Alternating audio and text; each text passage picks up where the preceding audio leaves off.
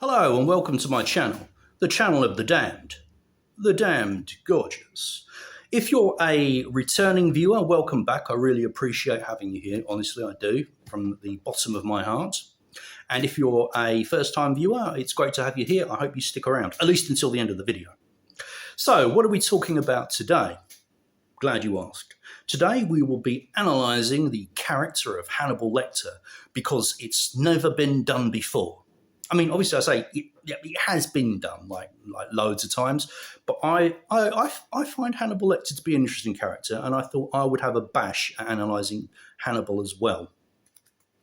So, obviously, Hannibal Lecter is a character who has appeared in 4 books and a number of films. I mean, he's made numerous screen appearances, and I would argue that all of these appearances have been somewhat different. Like, there isn't one consistent Hannibal Lecter character.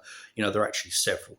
So I'm going to confine myself to talking about the first 3 books. The first 3 books are, in order, Red Dragon by Thomas Harris.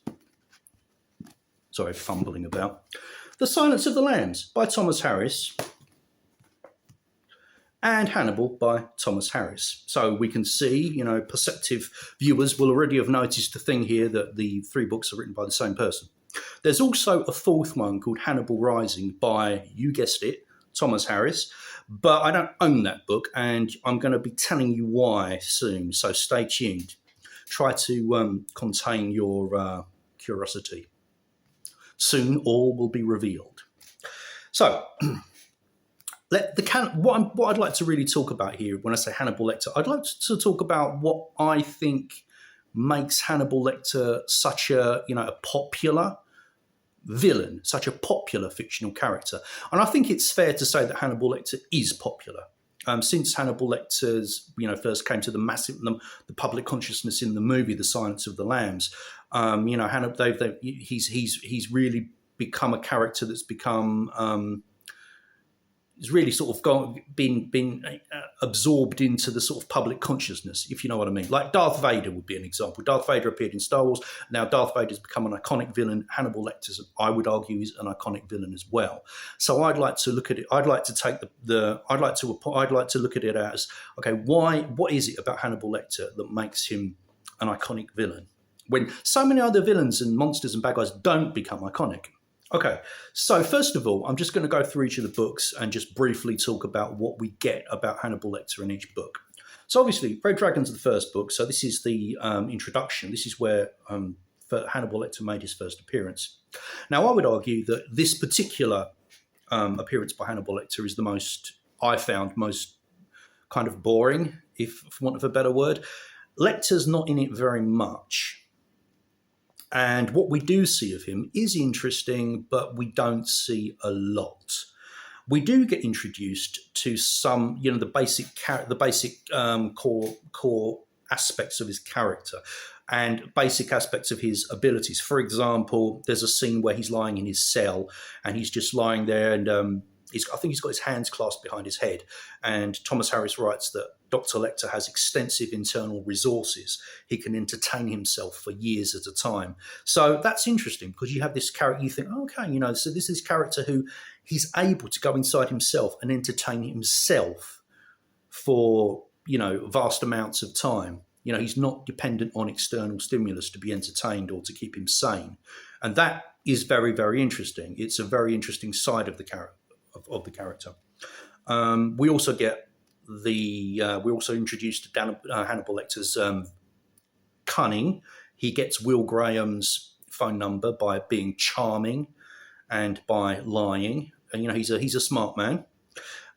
We also get his sort of cruelty because, or his vindictiveness rather, because he feels that Will Graham, the FBI investigator, was rude to him. And so in return, Hannibal Lecter sets the tooth fairy on him. Quick aside, I should have said this at the preface, but I'm going to assume some knowledge of the books. I mean, some knowledge of the characters, some knowledge of the books. I'm not going to give a kind of synopsis of each book because that would just take too long. So I'm going to kind of assume a certain amount of knowledge already. I also don't want to give away loads of spoilers if you haven't read the books. Okay, so then in The Silence of the Lambs, this is the biggie. This is I would argue, Hannibal Lecter's best appearance, most interesting appearance, and it's where the character really gets fleshed out. He comes much, much more into centre stage here. Not exactly centre stage, but we see a lot more of him, and we get a sense. We get, we get the things that were introduced in Red Dragon are developed more. His resourcefulness, his genius, his vindictiveness, his cruelty. We get a much greater sense of his abilities as well. Obviously, when he eventually escapes, he escapes from a situation that should have been escape-proof. He has extensive internal resources. He's a genius on kind of across the board. So it's we get his abilities are much more developed. We could say we get a far greater sense of his abilities. In the third book, Hannibal, I would argue that this book here introduces a different version of Hannibal Lecter. The first two books are more kind of police procedural, whereas I think Hannibal moves more into the realm of more kind of, I don't know how to put it really, maybe more kind of the more kind of like fantasy realm. The first two books I thought were very, very authoritative from a kind of police procedural point of view. You really get the sense that Thomas Harris had done his homework about how the FBI works, how certain protocols are put into place when certain things happen. I think Hannibal doesn't have that same level of authoritativeness. And the character himself is different. In the first two books, I would argue, in these two books here, I would argue that Hannibal Lecter is portrayed simply as a serial killer, and that's it. Like, he's a genius, he's extremely cultured, he's extremely intelligent, but he does the things he does because he likes doing it. In Hannibal, we're introduced to the idea that he was kind of molded that way because of childhood experiences. Because when he was a child, he and his little sister were refugees in Europe. They were captured by some deserters, German deserters, I believe, and they cannibalized his little sister, and they also made him unwittingly cannibalize his sister as well. So we get this sense that Hannibal Lecter is very, very haunted, very tortured by this, as anyone would be. And this is kind of, you get the sense that this is what is supposed to have pushed him into being what he was. So he's more of an anti-hero because he is given a more sympathetic backstory. In the first two books, he's not given any sympathetic backstory at all. So there's kind of a, not justification, but, a justification for him being the way he is. In the third book as well, it's not just him versus the police.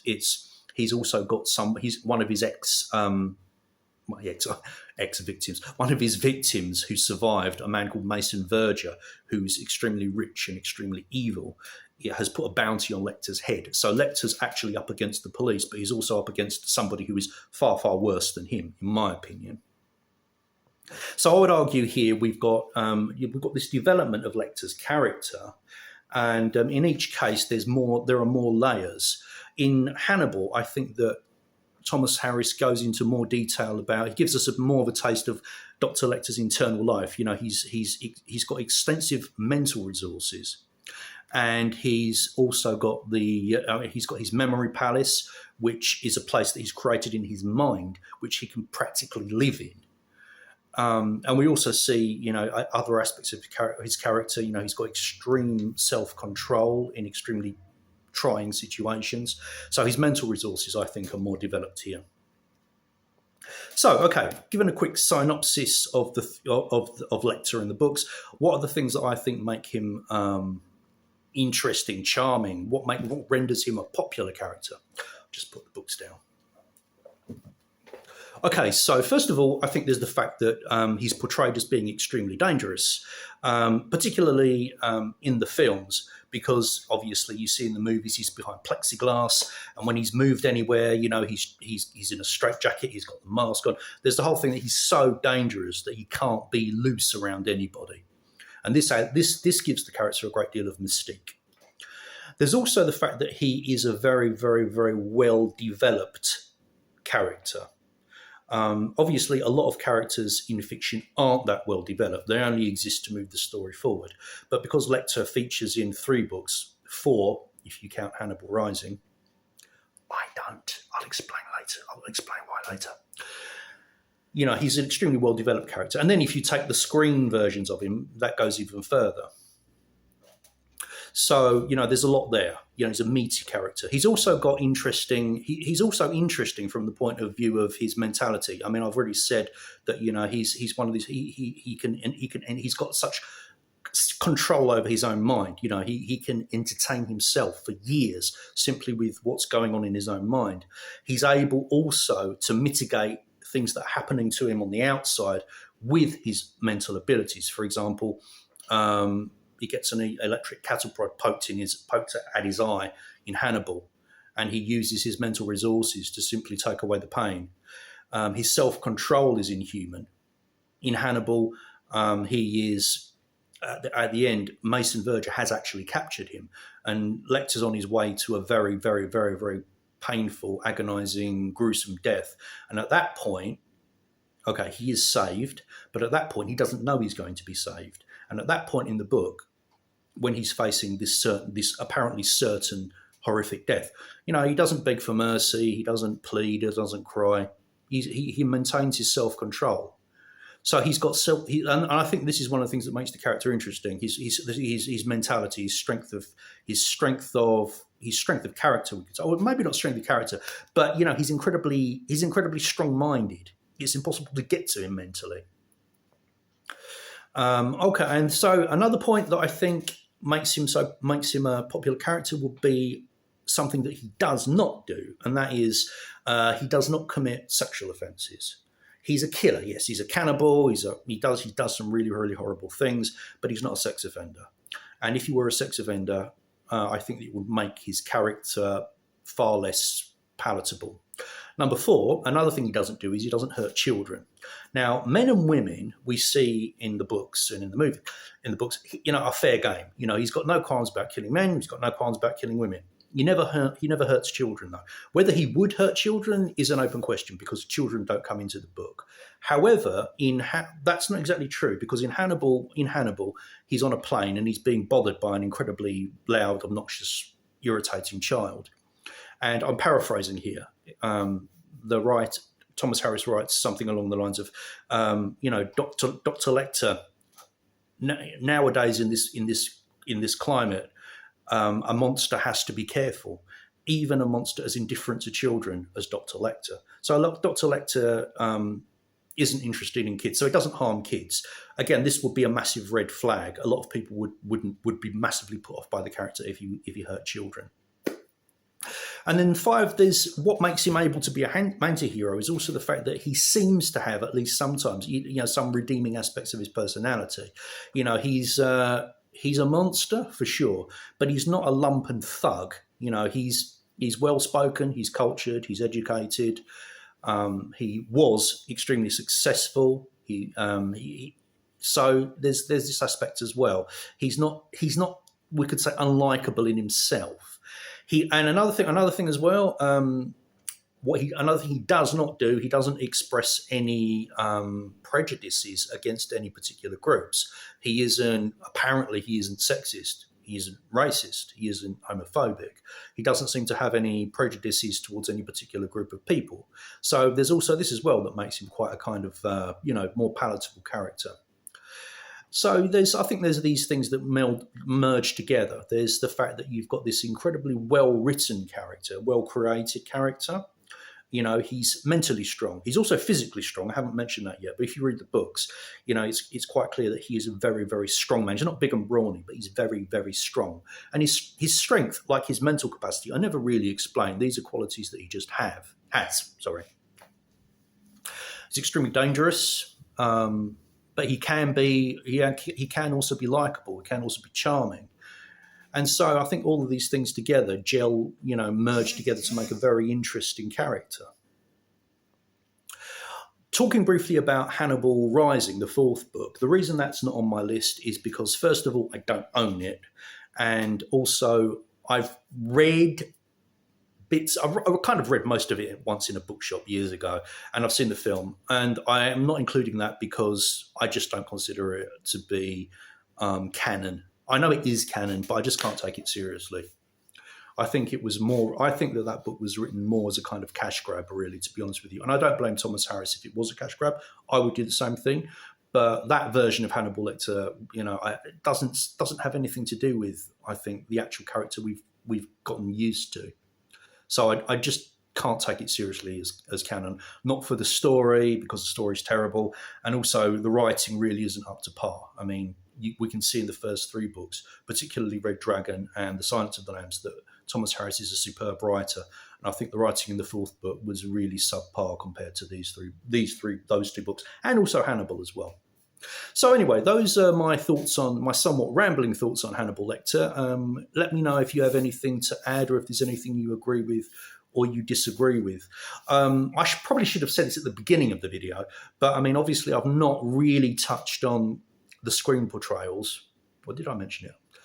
I've not really touched on the screen portrayals because it would just take too long, and there are too many different versions.